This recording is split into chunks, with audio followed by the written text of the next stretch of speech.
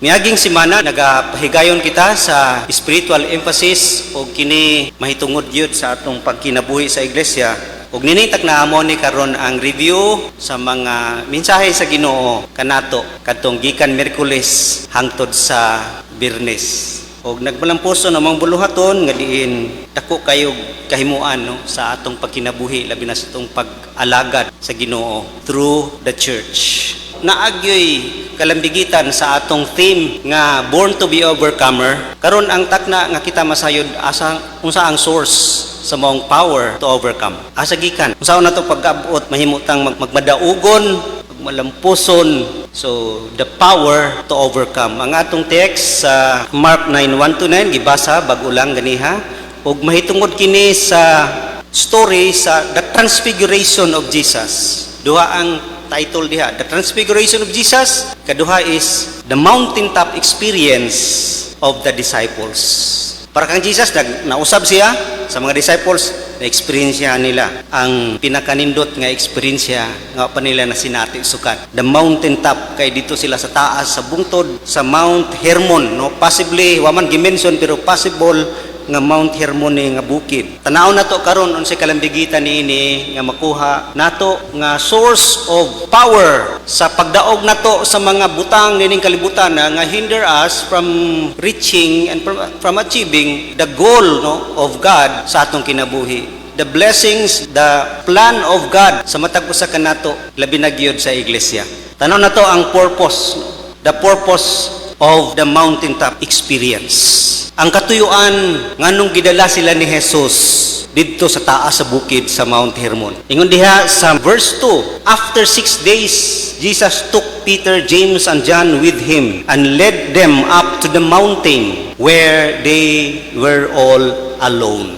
Gidala niya si Pedro, si Juan, ug si Santiago. Ingon diha, where they were alone. Nga sila lang gyud didto. The purpose of Jesus is to get them away. Retreat, withdraw from the world, from the influence of the world, to have an intimate fellowship with Jesus Christ. Mao gini purpose ni Jesus. Tara, kay kita lang gyud to have an intimate, close nga fellowship. Dili ta close diha kay daghay distraction diha sa kalibutan. Mao nang ang mountaintop experience is a time to get away from routinary activity in life. Mao na ganing kita nagseparate yod sa tibok tuig nga kini nga ginabuhat nato dinhi routinary kay dinhi Domingo lang kundi kausar gini sa katuig to separate a time to have a close fellowship with Jesus nga iglesia gid the church, the whole body moving closer to Jesus Christ. Mo nang withdraw we know the disciples, they are so busy. Sobra pa sila ka busy sa bisang kisang tao kay they are with Jesus Christ. Busy sa ilahang personal life, busy sa ilahang family life, busy sa ilahang religious life kay nagminister man sila with Jesus Christ. Uban man sila kang Jesus nagminister. The same sa atong kinabuhi. Routinary. It could be religious lifestyle nimo nga nag-aalagad sa Ginoo. You are busy. Alisa. Undang nga sa na imong trabaho. Undang nga sa na sa mga normal activity in life.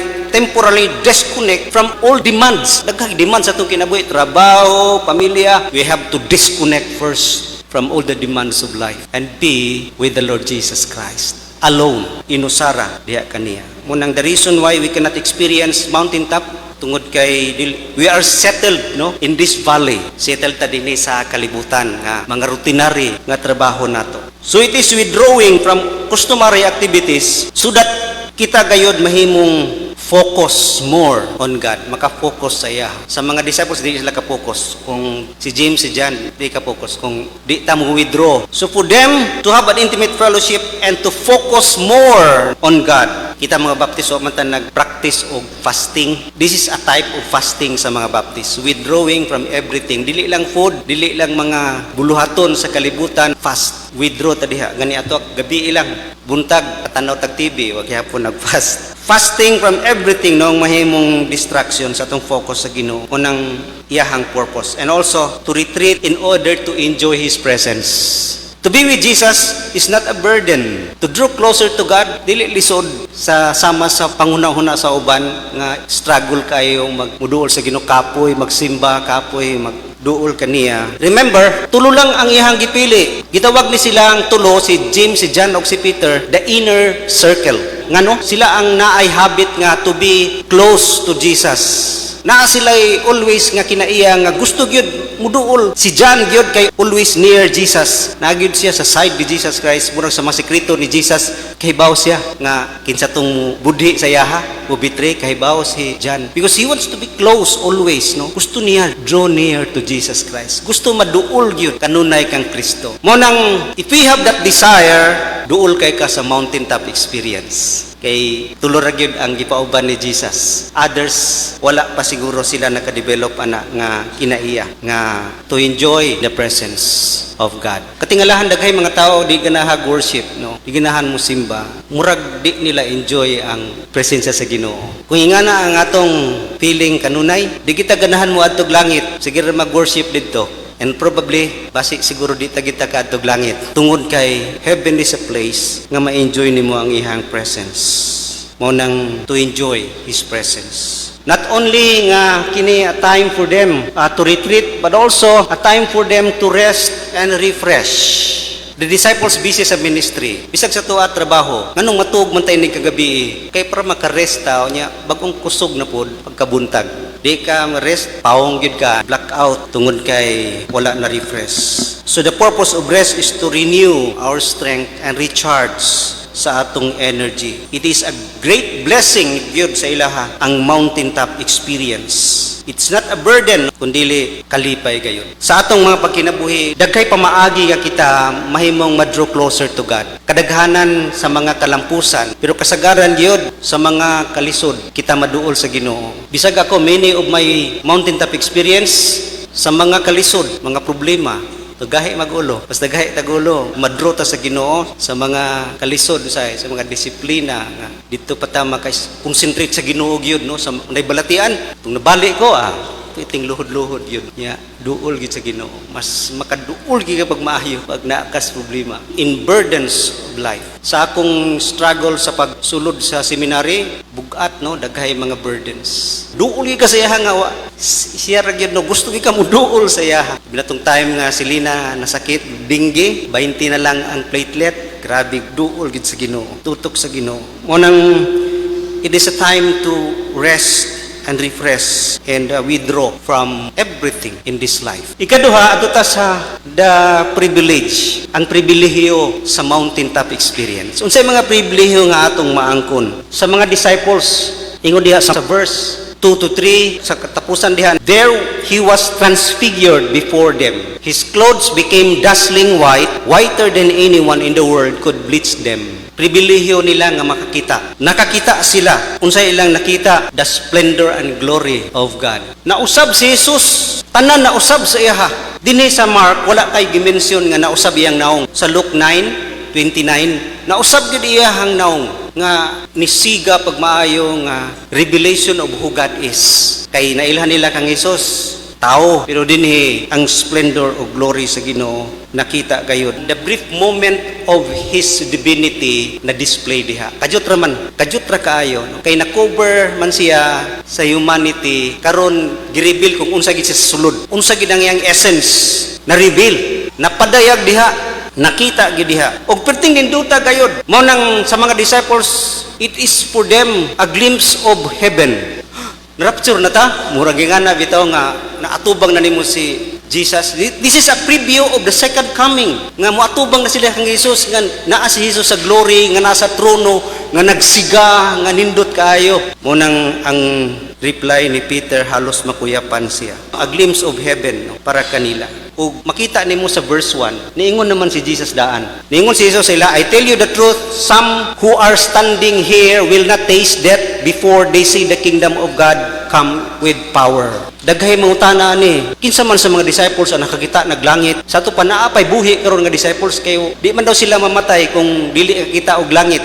Verse 1, no, naghatag naggiyadaan si Jesus sa ilaha nga makakita gid sila og langit. Bisag niya sila niining kalibutana. As they see Jesus transfigured in front of them, kita silag splendor and glory. O perting ninduta nga kalipay nga si Pedro pataka-taka na lagingon kay tungod sa kahadlok ug ka nakurat siya, no? Frightened ingon siya, di na ta manaog, di na ta maghimong tag 10, isa kang Jesus, isa kang kay naman pod si Moses ug si Elijah. Langit na gyud ni, glory na ni. Sa atong pagkinabuhi karong mga panahon na di naman ta pareha ani nga naibisyon, but we can experience the glory and power of the Lord Jesus Christ. Pinaagi sa atong spiritual eyes. Sa atong mga problema, sa kadaogan nato, sa kalampusan, kanang solve bitaw sa Ginoo atong problema nga perting ninduta gyud nga feeling nga langit gyud nga gisulbad sa Ginoo ang murag imposible nato nga problema, perting lipaya gyud nato nga we experience His presence, His grace nga di unta katakos, labi na ang salvation. Grabe kaayo ka nindot ang Ginoo. Ngunang sa heights sa atong spiritual, no, or spiritual heights, ato nang masense yun ang beauty of His holiness and His supremacy and greatness. Ngunang they see the splendor and also they see, no, the power of His presence. Tungod kay the cloud nitungha unya na ay voice nga nagingon, listen to Him. Ang cloud nag-symbolize sa presensya sa Ginoo o power sa Ginoo. Sa Old Testament, the cloud naga-protect, naga-uban sa mga Israelites. Munang ang clouds nag-symbolize the power of His presence. Munang daghan kayo masinati nato sa atong spiritual heights. Deliverance sa atong mga problema, sickness, we see His power, we see His greatness, we see His supremacy. Sa kinabuhi ni Job, nakita ang supremacy sa Ginoo. Unang the privilege to see and the privilege also to hear. Ingon diha sa verse 7, then a cloud appeared and enveloped them, and a voice came from the cloud, this is my son whom I love. Listen to him. Paminaw kamo kaniya. A voice from God. Monang sa atong mountaintop experience, we will hear God. Makadungog ta sa Ginoo. He has something to say. He has a message for us. Sa atong mga problema kalisod, kinabuhi na ay mensahe ang Ginoo kanunay. Monang don't miss that message. Kay walay kahimuan ang atong mountaintop experience. So ay epekto kung di ta maminaw sa iya. Ang voice of God nag-enlighten, no, sa ilaha. Naghatag nilang encouragement. Pag musulti na gana ang Ginoo, confirm na gyud, no. Unang dinhi makita nimo nga naa si Elijah sa Old Testament. Pag ingog Elijah, prophet. Pag ingon pudog Moses, the law. So sa ato pa, si Elijah o si Moses nagrepresent sa Old Testament. Because ang Old Testament, law and prophets mo na. Ang law, Genesis, Exodus, Leviticus, Numbers, kang Moses na. Yang prophets, Jeremiah, Ezekiel, Kings, mga prophets nagsuwat ana. So dinhi, unsay gisulti sa Ginoo sa Old Testament, fulfilled. The law, ang law, mao ang preparation for Christ. Ang prophets, mga prophecy, expectation for Christ. Old Testament, mga commands. New Testament, the gospel. Ang gospel karon mao ang naghatag katumanan niini. Mountaintop experience is a time to hear. It's an invitation to spend time searching, seeking, hearing, and discerning God's voice. Ug asa nato mahir karon ang voice sa Ginoo? Pinaagi kang Kristo through His Son. Sa una, Hebrews 1:1, God speaks through vision, dreams. Karon He speaks through His Son, Jesus Christ. Unya, Jesus Christ, mao man ang word, the Bible. Unang ang scripture karong panahon na mao gyud ang instrumento nga naa gyud nagpadayag ang voice sa Ginoo. Listening sa scripture. Munang mountaintop experience is a time to hear, to listen to God. Munang ato yung gihimo na ang katong spiritual emphasis because this is a time for us to hear, to seek. Mountaintop experience is a time of new perspective. Labi na sa church nga ato ginigihimo because mag-change na ang year. Unsa na pud kay ipabuhat sa Ginoo kanato for the next year. It's a time to search, to seek. Mao tong atong activity is to unsay mga expectation nato ang gusto mahitabo sa church in accordance diha sa iyahang pulong. Mao tong atong activity sa spiritual emphasis day 2, to hear God's voice, to get new direction. It is looking forward for mga advance nga pagabuhaton sa Ginoo sa atong kinabuhi. Pagingon sa voice diya nga listen to Him, kang Hesus ra kita maminaw. Sa Biblia ra kita maminaw. And by saying that, do you hear me? Ang ato kaning mga mama pag mayong kadungog ka sa kuha, wala siya nag-question sa atong ability to hear. Ang iyang point diya is, our willingness to obey. Mountaintop experience, a time for us to hear, to listen, what He has called us to do, what we are going to do next, nining experience. Then, a time to know. Privilege nila nga nakahibalog yun, nakailaga yun. Ang context sa Mark 8, before sa Transfiguration, mao ni ang giingon ni Jesus. Mao ni ang nahitabo. Nangutan na si Jesus kanila, who do people say I am? Kinsa man gyud ko? Kinsa man gyud ko? Ug sila naglibog pa ni ana, di sila kasabot ni ana. Ang uban may propeta, ang uban may he is Elijah. Di po sila kasabot nga kay niingon man si Jesus ko diha nga wadto ko sa Jerusalem, mamatay ko dito. Di po sila kasabot niya na, wa pagid sila, usay ilang nailhan ng Hesus. Ang ilahang naaragod lang ilang relasyon ng Hesus. Unang wa pa sila kahibaw niya na, pero pag transfigure ni Hesus, pribilehiyo nila nakahibalo. Wa daghay explanation si Hesus sa ilahang nakita, nasaksihan, tubag sa tanan. Kaila na sila kang Jesus. He is God. Siya Ginoo gayon. And He is the preparation of the law and expectation sa prophecy sa Old Testament. Unang mountaintop experience will enable us to know Jesus deeper, to know God deeper. Mananindot kaayo nga pribilehiyo sa mountaintop experience is to know God deeper. Unang ang Ginoo naghatod sa mga disciples to a full understanding who He is and what they had been called to do. Nakaila sila kung kinsa gyud sila o kinsa si Jesus o unsay ilahang angay buhaton. Mao na ang pribilehiyo nga ilahang nasinat. And lastly, adto ta karon sa the result, the product of mountaintop experience. Unsay bunga niini nahitabo sa ilang kinabuhi. Sa verse 9, ingon diha, as they were coming down the mountain, Jesus gave them orders not to tell anyone what they had seen until the Son of Man had risen from the dead. Nanaog sila sa valley from the mountain. Pero before sila nanaog, dili gusto si Pedro manaog. Tanawa sa verse 5, Peter said to Jesus, Rabbi, it is good for us to be here. Let us put up the shelters, one for you, one for Moses, and one for Elijah. Mao ni ang litok dayon kay si Pedro tungod sa iyang kalipay o kakurat. Pataka-taka lang sulti kay si Pedro, pataka-taka ra gid siya sa sulti. Kanang di magunahuna-una, takles. Mao din iyang ingon, dili lang guta. Di nata kay tungod sa kanindot sa experience, the heights of experience, the glory, no, ilahang nasinati, di na gusto sila manaog. Di na gusto si Pedro manaog. Og dili na mo ang katuyuan. Manaog sila because they are not designed to stay. They are designed for the valley. Munaog sila sa valley, asa si Jesus muadto to Jerusalem. Og ilang nasinati dayon pag naog nila, daghan dayon tawo nanugat. Gihil din ni Jesus tong demon possess nga lisod ihil sa mga disciples, no. Trabaho dayon. Dili tuyo sa Ginoo nga mag-experience ta og kanindot nga kasinatian sa Ginoo just for the sake of emotion nga emotional satisfaction. Lamiya oy. No. We are not for the mountain, we are for the valley. We have to come down. Dangerous kung magsigilan tag stay diha sa atong spiritual heights. Mamiss na to ang iyahang pagabuhaton. The mountaintop is not the destination. It is part of the journey. Dili man ta para diha. Nag-rest lang ta diha. Kay para mo padayon ta sa atong buluhaton. Wanang para sa mga disciples sa time nga ilang i-apply sa valley, unsay nag-gain nila diha sa mountaintop. Sa valley, unsa ang valley? The valley is a place nga diha ta mag-serve, diha ta gamiton sa Ginoo, diha ta niya gitawag aron magpamuhat alang kaniya. Mao na ang valley, mao na ang gusto sa Ginoo sa tua. It is our place of life and ministry. The valley, we are for the valley. Brief moment lang ang mountaintop experience. The valley is where we apply. Kung saan nasinati nato sa mountain. Worship must turn into service.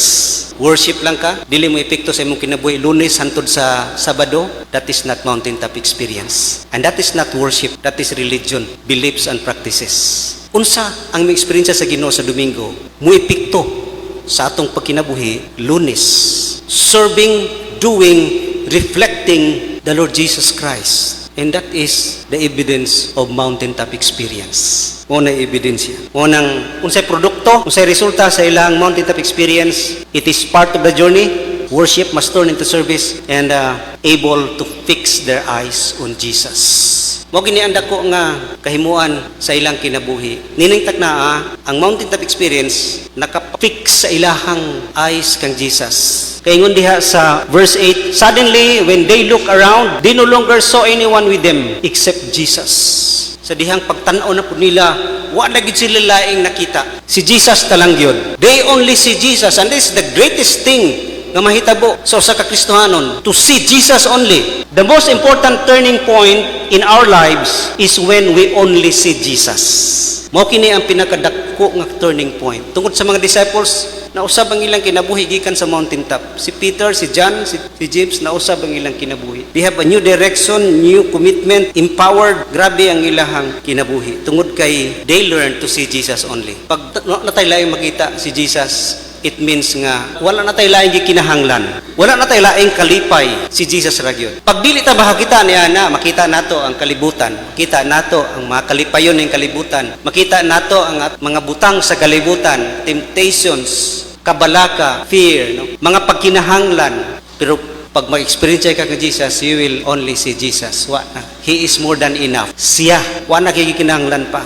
Wa na kay laing pangitaon na kalipay, no? Kwarta, di na kinahanglan, wa na'y bili sa imuhana. Wa na'y bili, mga butang, mga ambisyon sa kalibutan, wa na na'y bili. Because you only see Jesus as all you need, as all you want, as all you desire.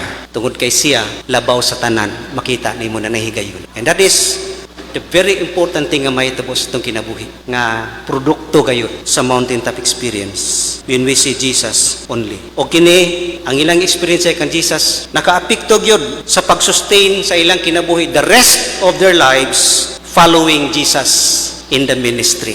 Nakasustain kanila. Mo nang unsay dako gyud nagahatag kanila kusog is they fix their eyes on Jesus. Siguro si Pedro wa na sakita sang pamilya nga dapat munawag pa siya kay inay ang pamilya wa na sakita niya na. Because one thing is important to him is Jesus Christ na. Ug mao gina gisgutan nato na miagi nga if our love of Jesus dili mo sobra sa atong kalibutan o sa atong pamilya, we cannot overcome. Di kita mahimong overcomers.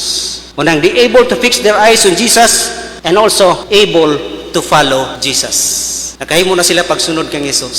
Wa na sila pagduha-duha, wa na sila kahadlok, wa na sila mga kabilinggan pas kinabuhi. Kay wala na makapugong sa ilaha. Wa na makapugong sa ilahang mga desire, ambition, mga kalibutan ng butang nga di sila kahimo sa ipabuhat kanila sa Ginoo to be effective sa gihatag sa ilang ministry ni Ginoong Jesucristo. And what is the thing nga naghatag ginilag strength kining butanga? The glimpse of glory. Kanang makita gid ka sa himaya ni Jesus. Wala man gid pangitaon pa. Makita nimo sa ilahan ni Pedro ug ni John, mo gini gipanghambog kanunay. Nganong si John nagbadaogon gyud. Mo nang si John siya ang murag dako pugay nahimo sa among the disciples. Siya ang gihatag revelation sa Patmos. Nganong nakasurvive sila sa mga persecution, halos hapit na nga mga matay, pamatyon, pampunggutag liog. Nganong naka-endure sila diha? Because they see the glimpse of glory of the Lord Jesus Christ. Ingon gid si Peter, we did not follow cleverly invented stories when we told you about the power and coming of our Lord Jesus Christ, but we were eyewitnesses of His majesty. Eyewitnesses of His majesty. For He received honor and glory from God the Father when the voice came to Him from the majestic glory saying, "This is my Son whom I love, and with Him I am well pleased." Mao ni ang giingon ni John. Nagsaksihan na muna sa Mount of Transfiguration, kita gid ni sa himaya. Kung kita na nay advance daan sa kalipay nga imong mabatunan, di na ka mahadlok unsay kalisod nga imong sa gubangon. Na kay advance nga vision bitaw sa glory nga imong ma-receive, labi na nakita gini mo na. Murag ang mga kalisod ning kalibutanan, di na kaayo apikto kanimo. Kay mao ni sila John. Naka-witness kundi may mahadlok. Mao pud na si John. Ingon siya diha sa 1 John 1:2. The life appeared, we have seen it and testified to it, and we proclaim to you the eternal life which was with the Father and has appeared to us. It appeared to us. The Shekinah, the glory of God. Unang, the glimpse of glory will keep us going. Kini glimpse of glory. Unang, kung ato gina-experiencehan ang Ginoo sa mountaintop, mo ni makahatag ka nato kusog, maka-enable ka nato, makahatag kusog ka nato, bisan pa sa mga sufferings, nga atong agihan diya sa balay. Mo ni ang glimpse of glory na kamotivate sa ilaha to grow, to give, and to go. Bisag asa, bisag kalisod, bisag unsang kalisod. Aron lang yun pagtuman sa unsay gusto ipabuhat kanila ni Ginoong Jesucristo. So mountaintop is where we gain our strength. Mo nang sa mountaintop, diha ta mag-recharge. We are not for the mountain, we are for the valley. Ang mountaintop experience is to encourage us and give us strength to face difficult times. Mao gid ni makahatag kanato kusog. Empower us to serve, empower us to meet the tough times. to overcome everything nga mubabag ka na. And also, we have to go to the valley, preparing for the next mountaintop experience. Ganindot. We know nga after sa valley na po yung mountaintop experience na punta. Una sa atong kinabuhi, we have so many mountaintop experience. That is a challenge for all of us. We need always mountaintop experience. Nakahinumdum ka bata mo nang ang theme times of refreshing because it's a time for us to remember. Makapadasig ka nato kung mahinumduman nato unsa tong kamayo sa Ginoo tong kinabuhi sa una sa atong mountaintop experience. Labi na ang salvation. Remember balik niya na. Remember His glory nga imong nasinati nga kalipay niya to higayuna. Sa imong mga problema, sa imong mga kalisod no nga sinatihan sa iglesia, we experience His glory. Dako kay nagkahimuan sa atong atubang sa bali, sa mga sunod nga tuig sa atong pagkinabuhi sa iglesia. Then reflect, always listen, always seek direction, seeking God's guidance sa atong kinabuhi. Listen to His voice and be recharged to follow His will. Mao kining ebidensya gayon sa atong kinabuhi. The greatest evidence sa taong powerful is the display nga imong nasinati ang mountaintop experience ug makita sa imong pagkinabuhi matag adlaw. No need to speak in tongues to display the power of God. By your life in the valley, serving, doing what He has called you to do, ang imong life is a display nga ikaw gyud tinud-anay nga naka-experience o Ginoo sa imong kinabuhi. Magkaampo ta?